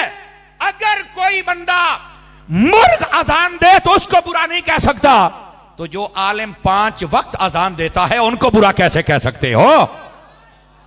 इन उलमा की इज्जत को समझो, वकार को समझो। लेकिन नबी पाक ने फरमाया ये पंखा बांध ही रहे तो ठीक है, आप बस तकरीर सुने इंशाल्लाह खैर हो जाएगी। इधर देखिए ना, पसीना पसीना आएगा तो मेरी तबीयत खुलेगी ना। तवज्जो मेरी तरफ रखिए, जरा सीधा होके, अगर नाराज ना हूं तो, थके हुए भी ना हूं तो सीधे होके बैठिए। और इतने सुभान अल्लाह के मुझे पता लगे कि बंदे जाग रहे हैं। वैसे ना भी कहें तो तकरीर हो जाएगी। ये थोड़ी सुभान अल्लाह ना सानू तकरीर नहीं आउंदी, सानू वैसे ही आउंदी हुंदी है। लेकिन ये एक रब्त होता है गुफ्तगू का, वो जुड़ा रहता है। इधर देखे, मेरे नबी पाक सल्लल्लाहु अलैहि वसल्लम ने फरमाया फितने जब उरूज पे होंगे निशानियां, तवज्जो है, नबी पाक ने फरमाया जाहिल को अपना पेशवा बनाया जाएगा और आलिम को पीछे किया जाएगा। कमीने बंदे को इज्जत दी जाएगी और इज्जत वाले को जलील समझा जाएगा। नबी पाक ने फरमाया शराब आम होगी और रोकने वाले को बुरा समझा जाएगा। फरमाया सड़क किनारे पर औरतें बदकारी करेंगी और रोकने वाला कोई नहीं होगा।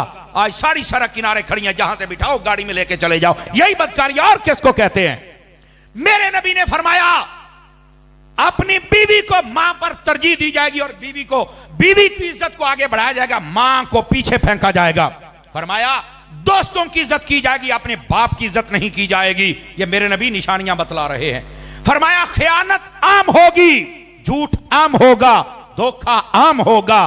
और फरमाया उस वक्त एक और मसला, नाच गाने वालियां भी आम होंगी, जहां चाहो तुम नाच गाना उनका देख सकते हो। आज ये हालात तुम्हारे सामने है और हमारे कई लोगों ने माहौल ऐसा बना दिया, महफिल करनी हो तो इजाजत लेनी पड़ती है सिक्योरिटी की, और अगर कंजर नचवाने हो तो कोई इजाजत नहीं है, सारे कंजर खड़े होकर देखने शुरू कर देते हैं। मादरत के साथ कोई जुमला सख्त हो तो मुझे माफ कर देना, और ये सख्ती अगर हम करते हैं तो हमें भी डॉक्टर समझा जाए कि जो ऑपरेशन करते वक्त छुरी चलाता है तो तुम्हें तकलीफ नहीं होती भी, साढ़े फायदे वास्ते करता पे है, तो सानू भी मजहबी डॉक्टर समझ लो, खैर है।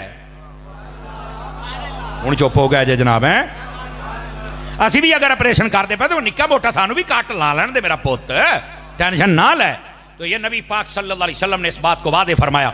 सवाल ये है, इधर देखें मेरी तरफ, शीशा मैंने आपके सामने कर दिया, हर बंदा खड़ा होकर अपना चेहरा देखे ना इसके अंदर कैसा नजर आता है। हर बंदे को अपना चेहरा देखना चाहिए, और अगर ये गंदी तस्वीर उस चेहरे में नजर आए तो फिर शीशे को ना तोड़ो, और मैंने शीशा दिखाया मुझे बुरा ना कहो, बल्कि अपना चेहरा धो के आओ। समझ आ रही है ना हजरात? हम सबको अपनी इस्लाह करनी होगी। ये फितनों का दौर है और इसके अंदर वही काम हो रहा है जो आप देख रहे हैं और जो मेरे नबी ने फरमाया था। जबकि हकीकत क्या है? रहमत आलम सल्लल्लाहु अलैहि वसल्लम, आपके अगर दीन को देखा जाए उसमें तो खैर है, रहमत है, शफकत है। नबी पाक सल्लल्लाहु अलैहि वसल्लम तो यहां तक फरमाते हैं कि जो किसी रास्ते पर चल रहा हो और देखे कि रास्ते के ऊपर कोई अटकल वाली चीज है, रोड़ा है, वट्टा है, कंडा है, फरमा उसको अगर कोई हटा दे तो अल्लाह उस बंदे के लिए जन्नत का रास्ता आसान फरमा देता है। हमारे दीन में तो इतनी खैर है, लेकिन आज वो कहां गई खैर? हमारे दीन के अंदर इतनी खैर है, नबी पाक सल्लल्लाहु अलैहि वसल्लम आपने फरमाया, गौर से सुनिएगा, बनी इसराइल की एक बदकारा औरत थी, फरमाया अपने गंदे मकसद पे जा रही थी, बुखारी शरीफ में रिवायत है।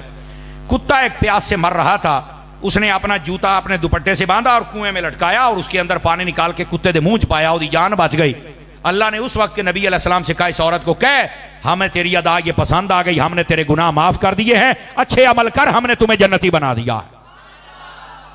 हमारे दीन में जान बचाने पर इतना बड़ा अजर है, तो जहां बदकार औरत कुत्ते की जान बचाए उसका ये हाल है, तो जहां एक मुसलमान की जान बचाए।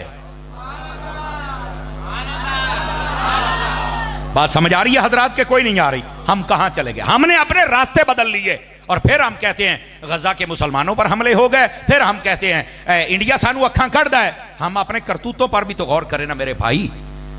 हमारे जो पहली उम्मतें, आपको पता है उनके ऊपर अजाब क्यों आए थे? कुरान मजीद कहता है सबसे ज्यादा वजूहात दो बयान की है। नाप तोल में कमी करते थे, नबियों की नाफरमानी करते थे। बताइए ये कौम नाप तोल में कमी कर रही है कि नहीं कर रही? बताओ मुझे जरा। लेकिन शुक्र करो अभी पत्थर नहीं बरसे, शुक्र करो अभी चेहरे नहीं बिगड़े। नबी पाक ने फरमाया था जब ऐसा मौका आ जाए लोग बददियानती पर उतर आए और फखर समझें, फरमाया फिर इंतजार करना जलजले का, सुर्ख अंधेरियों का और बेमौसमी बारिशों का। अब इस्लामाबाद में आपने देखा कैसा ज़ालाबारी हुई, देखी है ना आपने? गाड़ियां तबाह कर दी, सारे बंदे ओए होए होए, इतना नुकसान। मैं कहा जिथे 4 बर्फ के गोले डिगे ने उथे तुसी इन्हें चीकते पे हो, तो गजा के अंदर तो इतने बम गिरे, तब तकलीफ क्यों नहीं हुई थी? हमें सोचना होगा। ये हमारे करतूतों के पेशे नजर है सब कुछ। भाई अपने आप को संभालो। आजकल का नौजवान ये मस्जिद में नजर क्यों नहीं आता? ये फेस्टिवल की जीनत क्यों नजर आता है? ये नौजवान अपने दोस्तों को तरजीह देता है, अपने बाप की इज्जत क्यों नहीं करता? आजकल का ये जवान ये अखबार पढ़ता है, न्यूज पर नजर रखता है, ये रब का कुरान क्यों नहीं पढ़ता?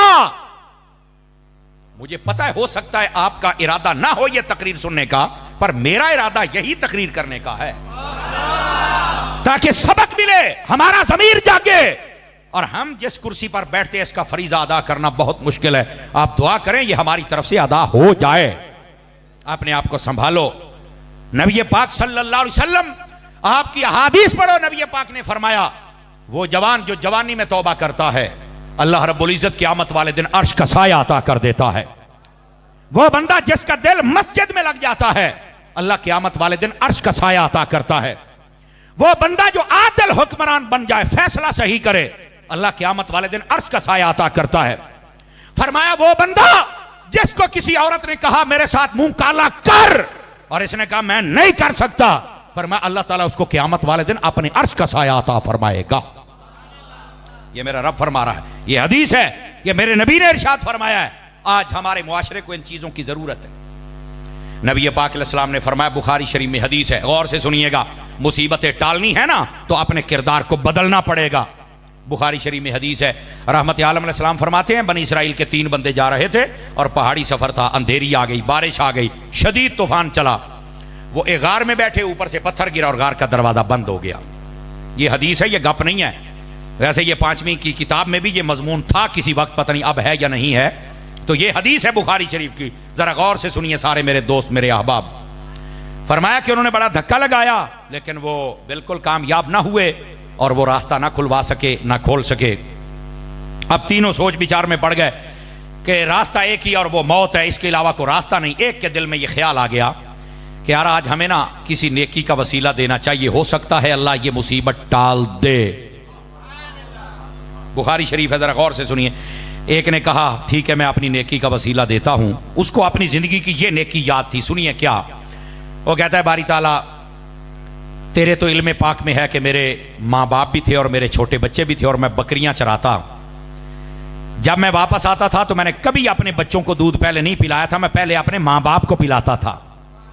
मेरे अल्लाह ये सिर्फ तेरे नबी की तालीम की वजह से तेरी रजा के लिए मैं करता था।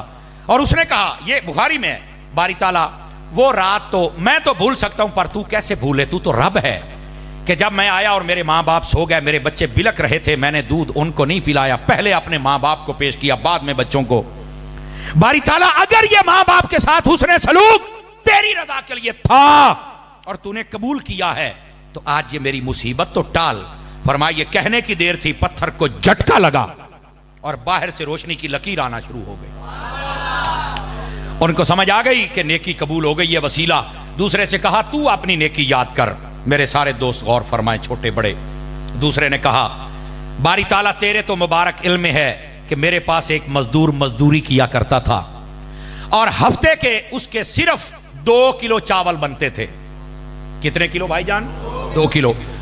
और बारी ताला तेरे तो मुबारक इल्म है कि एक मर्तबा मैंने जब उसको 2 किलो चावल दिए तो उसने मुझे कहा कि मेरी अमानत है तेरे पास, मुझे कोई जरूरी काम है, मैं जा रहा हूं, जब भी वापस आया मैं ले लूंगा, मेरी अमानत को संभाल के रखना, मैं बड़ा गरीब हूं।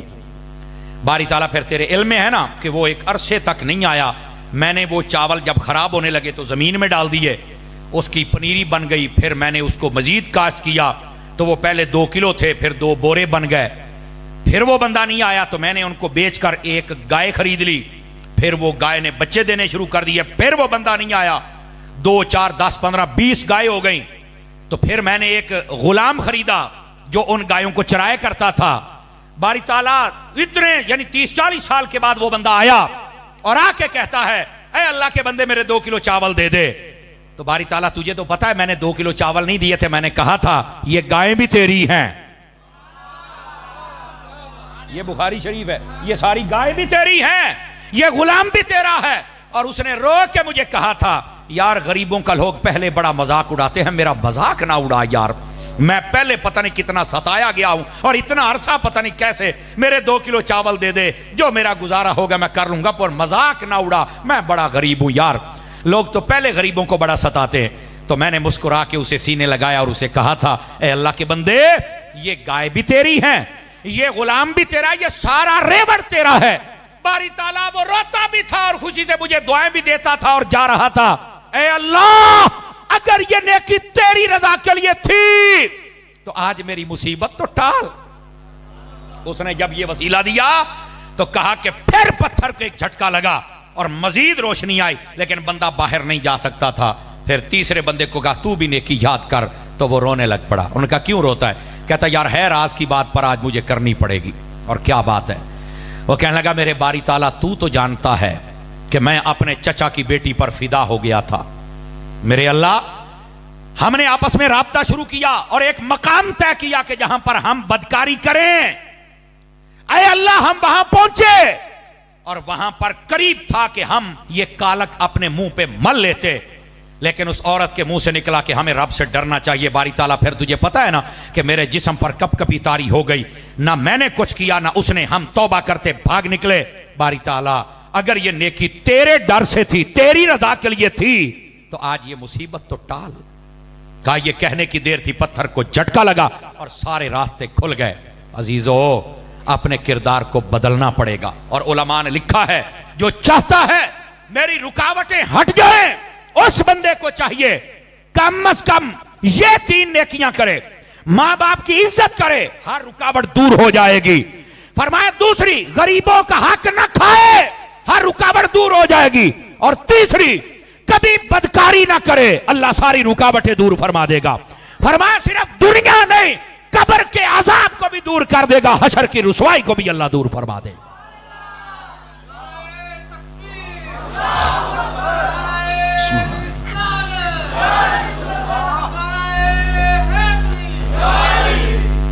मेरे अजीज और प्यारे दोस्त, जब तक हम अपना किरदार नहीं बदलेंगे, हम अपने आप को नहीं संभालेंगे, उस वक्त तक ये रुकावटें हमारे सामने आती रहेंगी। तू अपने किरदार को बदल के दे, खुदा की कसम ये सारी रुकावटें दूर हो जाएंगी और अल्लाह ताला दुनिया भी बेहतर फरमा देगा और आखिरत भी बेहतर फरमा देगा। मैं गुफ्तगू को समेटने की तरफ आ रहा हूं, सिर्फ 2-4 मिनट और हैं, मैं फिर आपसे इजाजत चाहूंगा क्योंकि मैंने वादा किया था 12 बजे से पहले पहले फकीर आपकी जान छोड़ेगा। वैसे भी लगभग घंटा हो गया है गुफ्तगू को, लेकिन इस बात को हम समझने की कोशिश करें। इतनी बड़ी तादाद में हम लोग बैठे हैं और हम सुस्तियां करते हैं कुरान पढ़ने में, नमाज पढ़ने में, और हमारे मुआमलात के अंदर कितनी सुस्तियां हैं। और लोगों ने ना अपना अपना एक दीन बनाया हुआ है। जो दुकान बना के बैठे कहते हैं इसकी हलाल कमाना भी तो इबादत है, तो भाई नमाज पढ़ना इबादत नहीं है। और जो नमाज पढ़ता है उसको कमाने की फिक्र नहीं हो, कहता भाई नमाजा पढ़ो, अपनी कबर सीधी करो, क्या जड़े बाकी 6 जब में नहीं है उनके सीधा करना है। आप तवज्जो नहीं फरमा रहे मेरी बात पर। हर बंदा अपने ज़हन के मुताबिक ज़हन बना के और खुद मुफ्ती ना बनो। दीन को समझो मेरी जान। नबी पाक सल्लल्लाहु अलैहि वसल्लम आपकी सुन्नत के मुताबिक जब दीन पर कोई अमल करता है अल्लाह ताला इतना अजर देता बंदा सोच भी नहीं सकता। मेरे आका करीम अलैहिस्सलाम ने फरमाया, तवज्जो हो तो सुना दूं हदीस आपको अगर जाग रहे हैं तो। रहमत आलम अलैहिस्सलाम ने फरमाया, जो बंदा फजर की नमाज पढ़ के अपने घर से निकलता है वो अल्लाह का झंडा अपने हाथ में लेके निकलता है। इसकी शरह में उलमा ने लिखा है, फरमाया जिधर भी जाता है अल्लाह फतह अता फरमा देता है। तो जिन्होंने राती 2 बजे सोना तो सवेरे 12 बजे उठना है, कैसे फजर पढ़ोगे? मेहरबानी करो अपनी आदत बदलो। फिर कहते हो दफ्तर जाते हैं काम नहीं होता, रिश्वत देनी पड़ती है। माशाल्लाह तू आया ही बड़े सीधे तरीके नाल है। समझ आ रही है ना? अब दूसरी बात, मेरे नबी ने फरमाया जो फजर की नमाज पढ़े बगैर निकलता है वो शैतान का झंडा अपने हाथ में लेके निकलता है। तो जिदे हथी शैतान का झंडा होना है उन्हें कामयाबी लभनी है। नमाज फजर ये हदीस है। दूसरी हदीस रहमत आलम अलैहिस्सलाम ने इरशाद फरमाया, जो बंदा ईशा की नमाज पढ़ के सो जाए अल्लाह ताला उसको आधी रात इबादत का सवाब अता फरमाता है। हदीस आधी रात, मुस्लिम शरीफ में हदीस है। तो एक सहाबी ने पूछा, हुजूर बाकी आधी रात का क्या बनेगा? फरमाया जो बंदा उठ के फजर पढ़ ले अल्लाह ताला बाकी आधी रात भी इबादत का सवाब अता फरमाता है। मुझे बताइए सोने पर कौन इबादत का सवाब देता है? ये मेरा रब है जो अता फरमाता है। यही वास्ते हमारे उलमा फरमाते हैं अगर महफिल सारी रात की और नमाज ना पढ़ी तो फरमाया इसका सवाब उतना नहीं है जितना नमाज का सवाब है। और ये फर्ज नहीं है, नमाज फर्ज है।